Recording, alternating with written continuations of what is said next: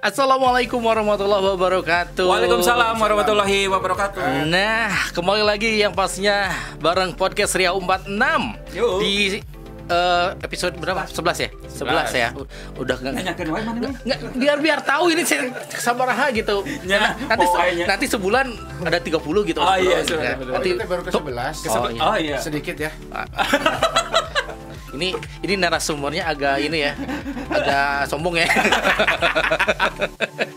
Tapi kita bikin lebih banyak lagi. Pokoknya nih di sesi ke-11 ini yang pastinya nggak perlu diperkenalkan soalnya udah nyambut. Nggak usah, udah ngobrol. Kang Darto. Dari Kepala Dinas Lingkungan Hidup Kota Bandung. Nah, ini ngomongin tentang Kota Bandung, pastinya personanya dengan sejuta pesona, tapi tiba-tiba dengan permasalahan yang itu sampah. Ah, benar. Ya, sejuta pesona dan sejuta masalah. Sehat, Kang? Harus sehat dan sedang tidak boleh sakit saat ini. Oke. Iya. Tapi baik-baik saja. Fisik baik-baik saja, batin yang perlu dipertanyakan. Retak. Ini sepertinya dalam hati banget ya. Gak boleh curcol di sini. Kang, kalau misalkan sampah, gimana tuh? Ya Kang Hendar, sepertinya kalau ngomong sampah saya no comment dulu deh. Selesai ya tuh gitu. Kalau no comment ngomongin apa? Ya jadi Baraya Bandung teman-teman semuanya sampah memang belum selesai. Terus naon itu di LHT-nya. Ya. Dari dulu belum selesai gitu. Ya, kita kalau selesai sekarang nggak ada podcast ini, oke? Udah. Tidak ada Dinas Lingkungan Hidup, keren. Jadi teman-teman ada 1.500 ton sehari. Sehari? Bukan 1.500 gram. 1.500 ton. Itu teh angka besar. Kalau ditumpuk itu teh lapangan bola penuh, tingginya 1 meter. Wih. Itu 1.500 ton. Sehari. Yes.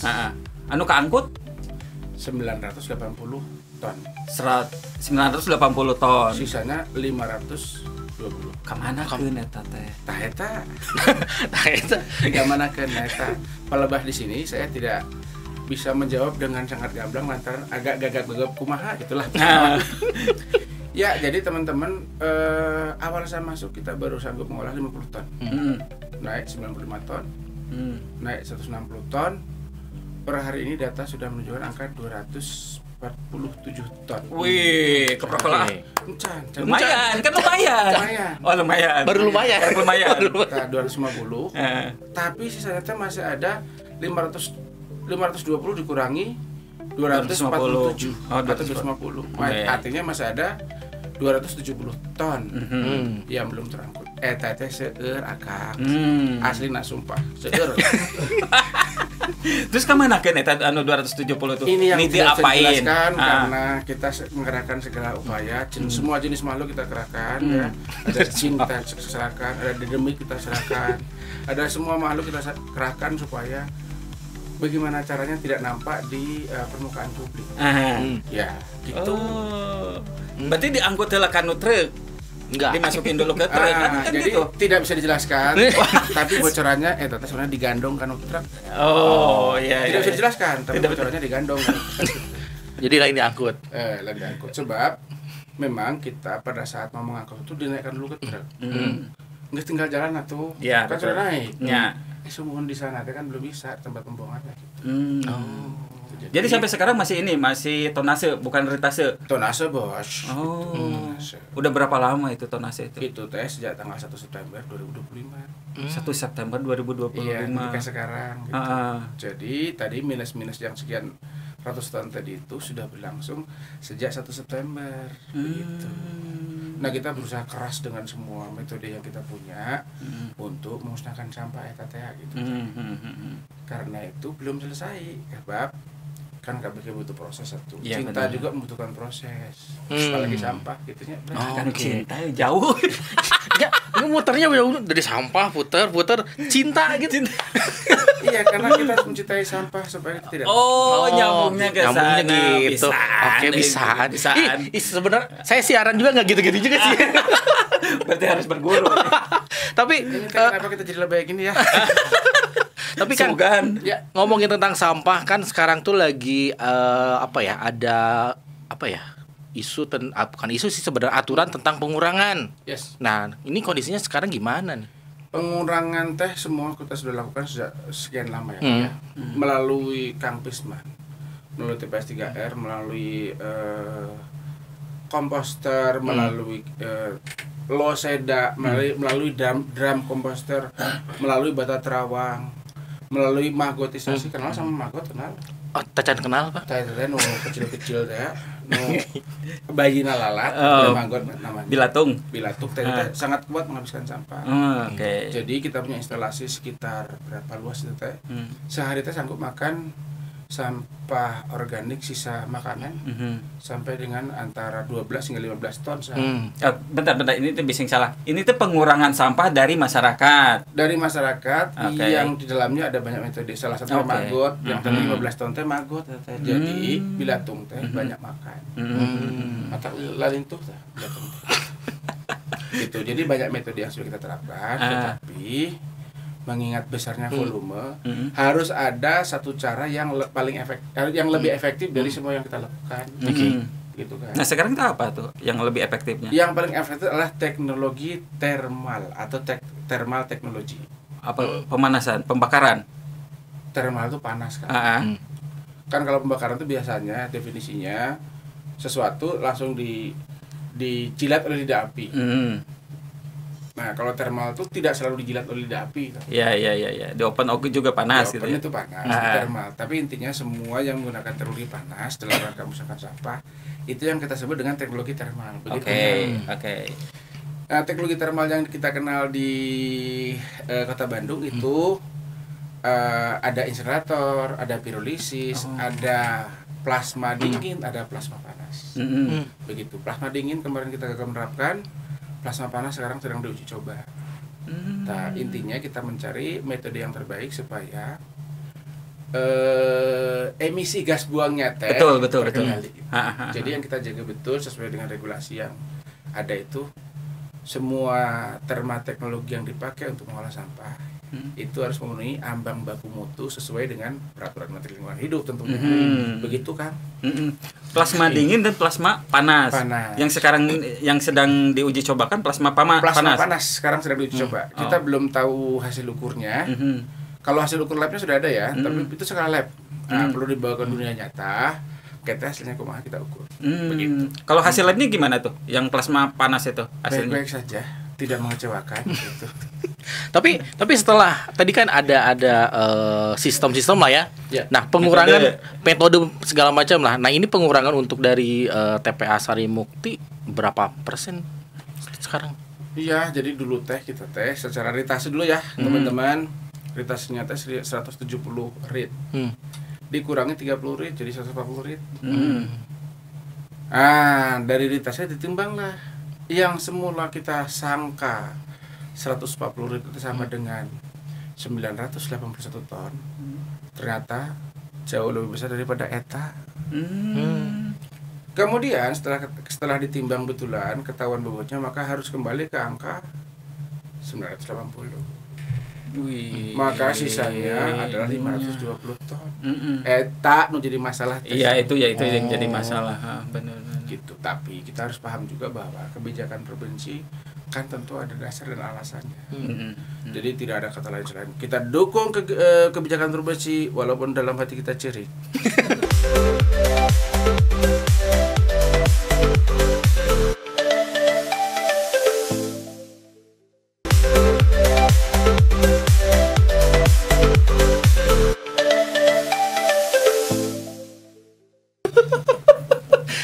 Ini bener normal jadi acara curhat.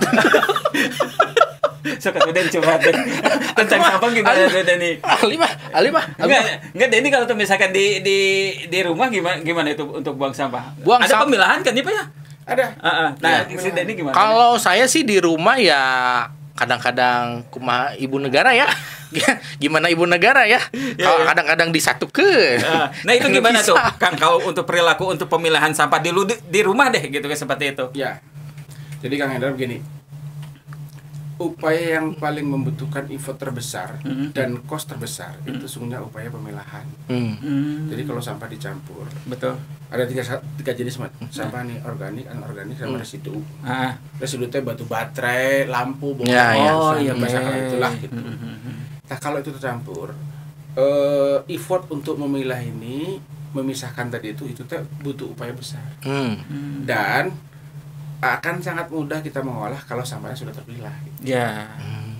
Ya masalahnya kita sudah dipilah di rumah tangga, ibu-ibu sudah pilah, datang mamang-mamang yang gerobak dicampur deh. Nah itu bener kan, ngangkut tuh kan sekarang kan nggak tahu kan dibungkus kan, tiba-tiba simpen campurkan sama aja bohong kene bawa karung dari rumah teh aya gerobakna buka karungna langsung dikejannya kene mantap. Kenapa fisikku sehat hatiku remuk teh.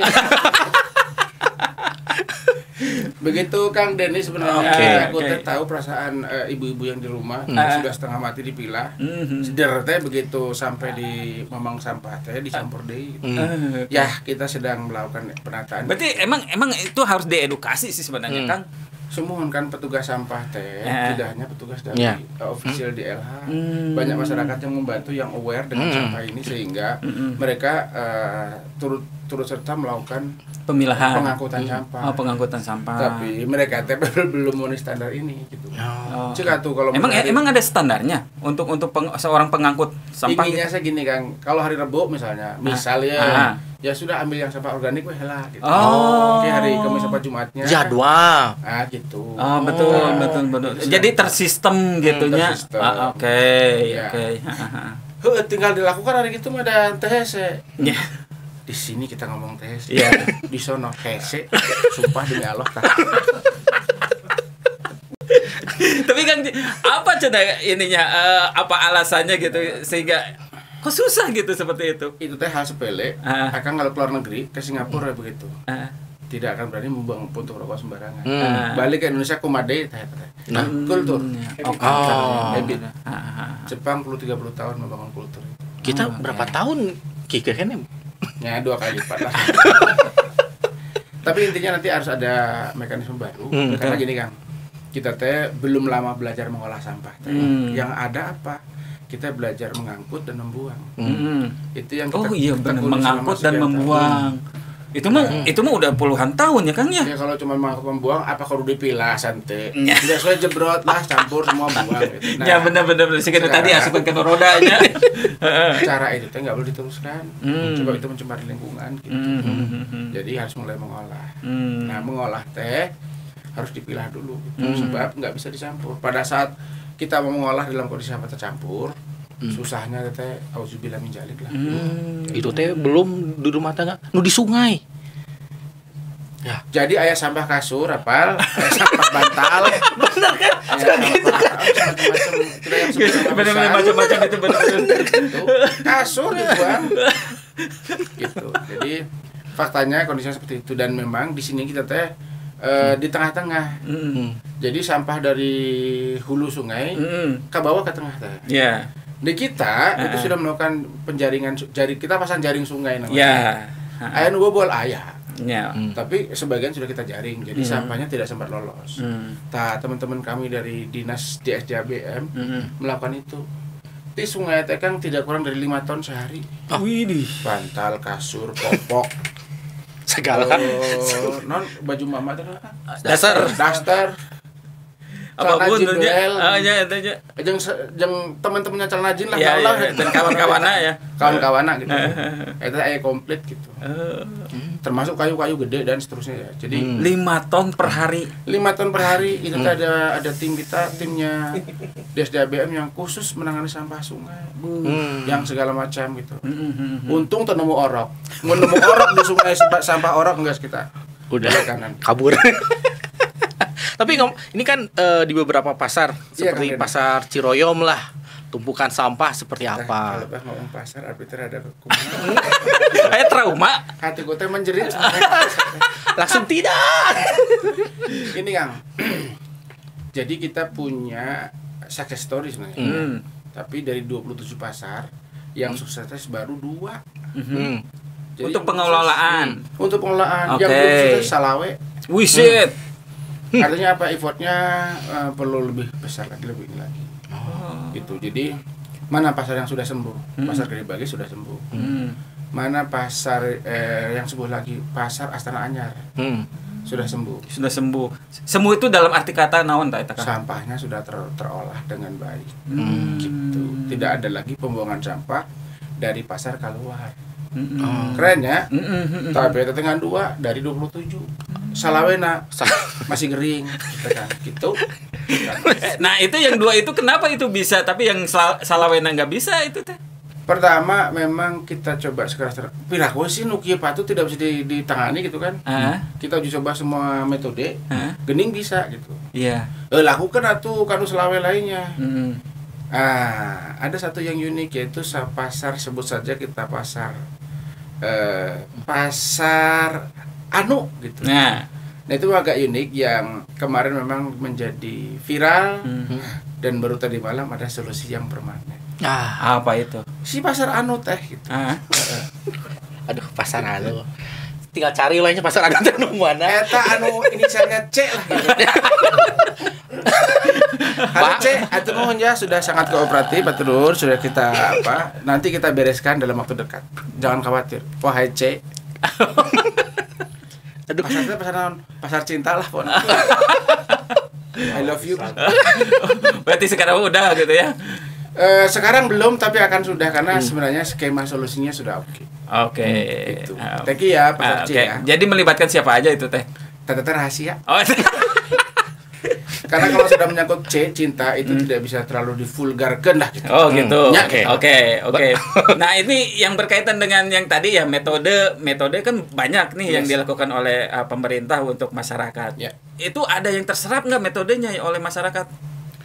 Semua metode yang kita lakukan sebenarnya sudah dilakukan oleh masyarakat, kecuali yang insinerator. Oh, insinerator. Kenapa dengan insinerator? Karena gini, ada standarisasi tertentu yang tidak boleh dilanggar sebab lamun bakarnya asal-asalan itu teh bakal menimbulkan dampak lingkungan yang serius. Emang kalau bakarnya benar tidak ada dampak, ada tapi terkendali. Ya, gitu kan.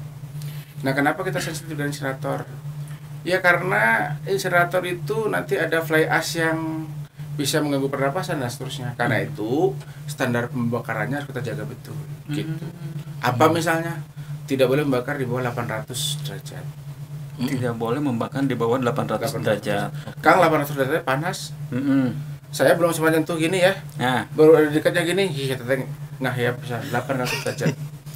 Di sana ada, dari mana kita tahu bahwa suhunya tinggi apa tidak? Ada termogan. Iya, termogan. Kemarin kita sampel di beberapa titik pembakarannya itu rata-rata running di angka 1000. 1100 gitu. Artinya itu kenapa kita berani melakukan pengolahan sampah dengan teknologi termal, karena kelihatannya alatnya memadai. Jadi sudah ada sertifikasinya, sudah ada hasil uji labnya, dan pada saat sedang mau operasikan, kita kawal dan kita ukur.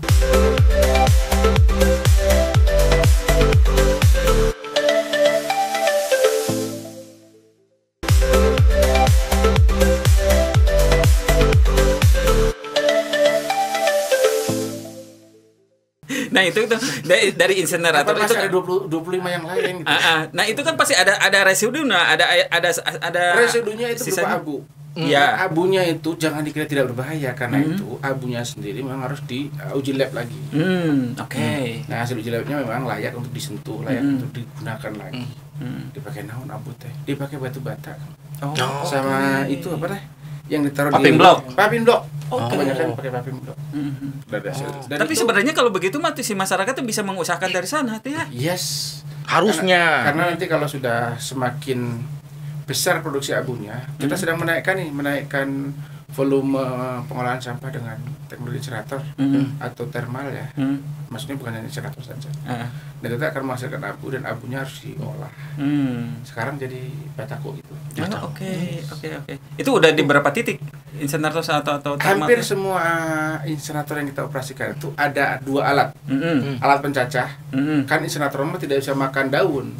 Oh iya, insinerator itu hanya untuk sampah anorganik. Anorganik. Itu teh kalau yang anorganiknya dimusnahkan atau diolah menjadi debunya itu bisa dimanfaatkan, yang organiknya dicacah di situ, dipakai untuk makan maggot dan seterusnya. Standarnya kan. Begitu pemirsa. Berarti yang plastik, yang anorganik itu kan macam-macam ya, dari plastik, dari sampah yang seperti itu ya, makanan makanan ringan ya, biasanya seperti itu ya. Nah, sekarang sedang ada yang kita kembangkan yang tidak hanya dibakar, Kang ya. Apa tuh? Kalau dibakar itu kan hasilnya pemanasan di itu. Betul. Nah, kita olah lagi jadi pelet namanya, Kang. Pelet. Pelet, bukan pelet buat mancing ya, pemirsa. Oh, dikirim pelet buat mancing ya. Saya mancing. Pelet pakan ikan. Mana plastik dijadikan pelet pakan ikan. Itu kalau dan atau si ikannya. Itu teh dicetak jadi keras dan dia dicampur dengan karbon yang lain. Karbon model ini kelapa atau kelapa teh. Iya. Kemudian dicetak dan itu menjadi mempunyai nilai ekonomis yang lebih tinggi. Jadi kalorinya tinggi. Itu teh nanti untuk pembakaran mesin boiler di tekstil, di pabrik semen. Jadi bahan bakar. Oke. Ujungnya dibakar tapi energi pembakarannya di sana lebih bermanfaat. Sayangnya itu teh masih nihil. Gitu. Jadi berarti itu teh dibuat briket gitu ya, seperti itu. Briket. Yes, mungkin sama dengan briket gitu. Nanti dipakai bahan bakar. Bisa untuk pabrik tekstil, pabrik semen dan pabrik-pabrik yang lain yang membutuhkan pemanasan, dan itu teh selisihnya sedikit dari batu bara. Sedikit sekali persisnya. Nilai kalorinya ya. Gitu. Tapi harganya jauh lebih murah. Nah, ke depan yang mau kita kembangkan yang model ini karena kita sudah menemukan kompor khusus yang nanti kalau pedagang kaki lima gorengan dan seterusnya dia teh akan lebih efisien 50%. Kan kita pakai gas melon teh, Kang ya? Ya, betul. Gas melon teh misalnya 1 tabung teh berapa? Nah, kalau kita pembakarannya atau pemanasannya pakai briket sampah ini, itu dia bisa berhemat 50%. Bentar Kang. Kalau sampah briket itu ya, yang pelet itu prosesnya itu gimana? Apakah dipadatkan semuanya sebelum dibakar? Ada 3 tahap. Dicacah, dianjurkan dengan ukuran tertentu ya. Karena setiap industri itu membutuhkan ukuran tertentu. Misalnya 2 kali 2 cm, 1 kali 5 cm gitu ya. Nah, setelah dicacah kemudian nanti dicampur dengan bahan campuran lain untuk meningkatkan kandungan energinya, kalori. Habis itu dicetak. Jadi seperti kayak coklat dimakan. Ya, dibikin pastanya, dibikin bubur gitu, langsung dicetak gitu seperti itu. Gitu. Hasilnya teh kayak stik coklat gitulah. Warnanya persis begitu. Jadi kalau misalnya kita lihat hayang ngagegel bisa nanti sampai. Lah untuk inget main tanawan gitu. Kita runtah gitu. Nah, itu ramah lingkungan dan itu manfaatnya untuk ke sana itu akan bisa dimanfaatkan lebih baik. Itu kalau misalkan ini tapi itu sedang dikembangkan di masyarakat atau gimana? Atau hanya masih di lab aja? Sudah ada produksi, hanya kita teh pengennya itu kan masih ada 3 mesinnya kan ya? Mesin pencacah, mesin pencampur atau mixing, mesin pencetak. Saya minta dibuat lebih kompak supaya pencacahannya, pencampurannya, kemudian pencetakannya itu dalam satu mesin sehingga masuk runtah, keluar pelet gitu. Tidak cepat, tidak lama gitu ya. Nah, ini ngomongin tentang ini, bentar lagi tahun baru. Sampah pasti numpuk. Ya kan? Itu gimana? Itu sama dengan hari hujan. Kalau hari hujan kita dapat kiriman sampah, alhamdulillah. Dan kalau tahun baru itu, ya alhamdulillah kita akan tambahin sampah. Kenapa itu ketambahan sampah? Kalau kayak saudara-saudari di balik sampah ada pendapatan dari pajak saudara-saudara. Benar. Makanya kita sebenarnya nggak takut sampah ya kan? Dalam banyak acara-acara yang baik internasional maupun nasional yang kita selenggarakan di Bandung teh, ada sampah, ada. Tapi emang nggak bisa dipungkiri itu mas selalu ada ya. Apakah karena takut sampah? Gara-gara takut putus cinta kemudian tidak bobogohan, menyakit tuh. langsung kan bobogohannya. Karena kami kan bobogoh sampah. Jadi artinya kita tetap butuh kita tidak takut sampah karena kita butuh pendapatan. Dan kota ini harus tetap hidup. Sebab kita memerlukan pajak. Jadi kita akan tetap mengundang semua makhluk di muka bumi bertahun baru tadi Kota Bandung. Kami akan bersihkan kok. Tenang aja. Ada pada beres.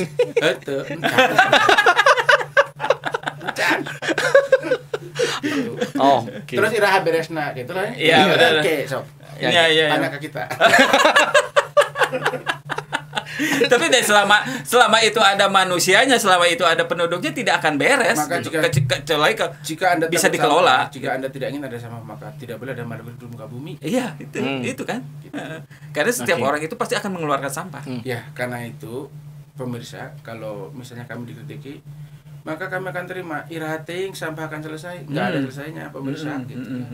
Hari ini bersih, besok tambah lagi. Hari ini makan, besok makan lagi gitu. Iya, betul. Jadi sampah seperti itu. Terakhir nih Kang, mungkin terakhir di habis tuh. Habis di season ini atau sudah beres itu? Beres ini namanya atau saya dengan tehnya tuh. Ayolah sabar jam, Pak. 2 jam lah. Oke, ini terakhir nih harapan dari himbauan lah ya. Dari selaku Kang Darto sekaligus kepala Dinas Lingkungan Hidup ya. Untuk masyarakat lah. So Kang, tadi itu tuh Kang. Tuh, kalam. Kang, Tete, Ece nya semuanya sadayana. Iya, kita teh butuh bantuan pisan untuk memilah sampah. Upayakan yang organik misalkan bereskeun di rumah masing-masing. Cara bereskenannya adalah pakai loseda, pakai komposter, pakai apa saja, dan itu sangat membantu. Biarlah sisanya mah kami gitu yang anorganik, sebab memang teknologi di level rumah tangga atau di level sumber itu belum memadai untuk mengolah sampah yang anorganik. Karena itu kami akan pastikan sampah anorganiknya terkelola dengan baik, tapi bantu ya sampah organiknya beresin di rumah masing-masing, jangan dipicen begitu saja. Kulit bawang, kulit telur, dan potongan kangkung tehnya, bantulah kami untuk menyelesaikan itu di level sumber. Segitu dari pusat mah hatur nuhun. Tadi tutup ya Kang. Acan kayak gitu. Aduh, badan nutup Kang. Badan nutup. Abdi jadinya bukan host, jadi bukan narasumber jadi host gitu ya. Oke, karena bukan host, saya mau nutup closing hari ini. Makanya terima kasih, nanti ketemu lagi yang pastinya dengan episode yang lain yang lebih menarik lagi di podcast Riau 46. Oke? Din pamit. Sampai jumpa. Kang Usman.